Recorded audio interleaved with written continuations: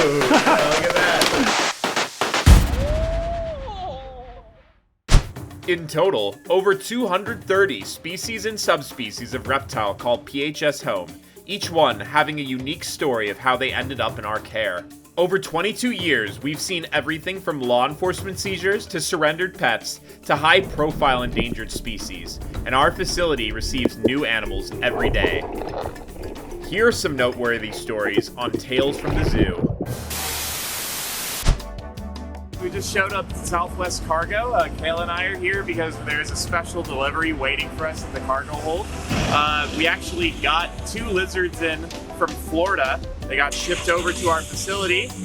And if you know anything about Florida, there are a lot of invasive species of lizards living in that state. And so the state has changed its regulations where more people are now being encouraged to send their animals out of state. And so we get some very concerned pet owners that want their lizards to live at our sanctuary. So we're about to pick up one of them right now. So let's go get him. Cool, let's meet the guy. Feels big? Yeah, it feels a little heavy. Live iguana. All right. Pretty cool. We're gonna take him back to the sanctuary now and put him in an enclosure.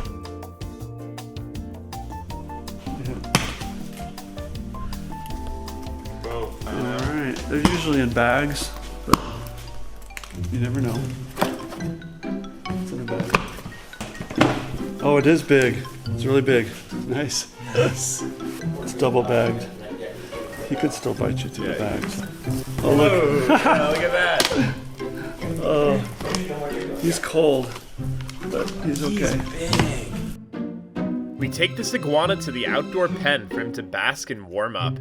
PHS kind of was founded on green iguanas in the 80s and 90s when they were really popular as pets and people thought they were really cool animals to take in, but then realized that they don't really make great pets because they get very large and they can be kind of aggressive, especially the males. Now we're starting to receive a couple from Florida. Florida has to worry about species like green iguanas being invasive because they're a more tropical animal. They do very well in that environment, so if they're released into the wild in, say, Florida, they can actually thrive and do very well. Here in Arizona, where it's much more dry, they wouldn't do well in our deserts at all. They probably wouldn't survive through one of our winters or even one of our summers because it gets too cold at night for some of them, and there's just not a lot of humidity or places for them to get water.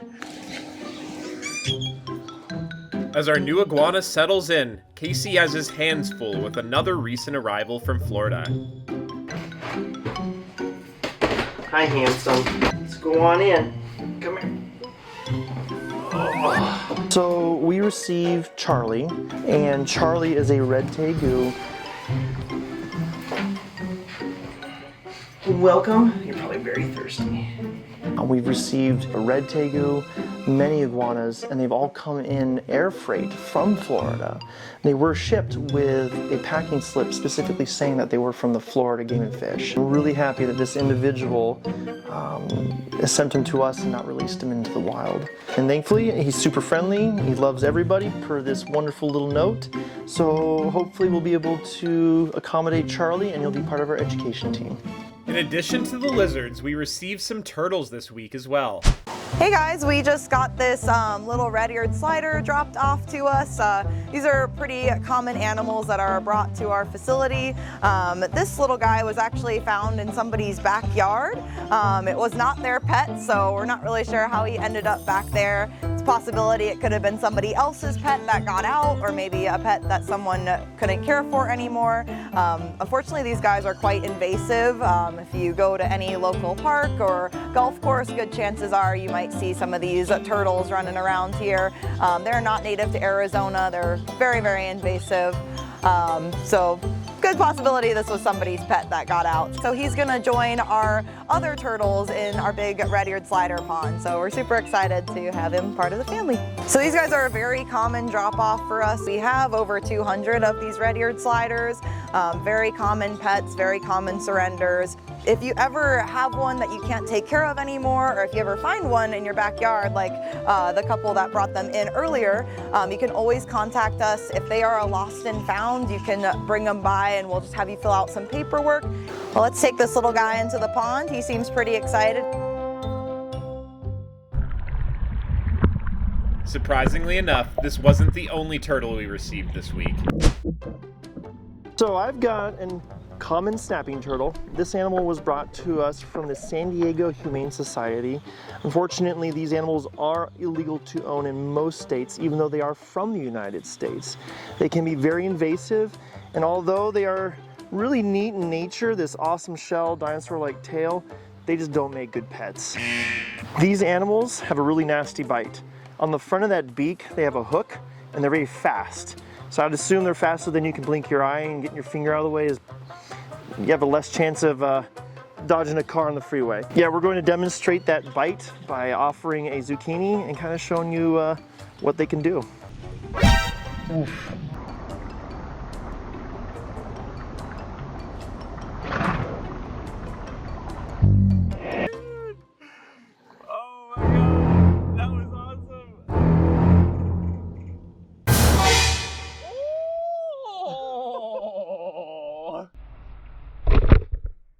That is why they do not make good pets.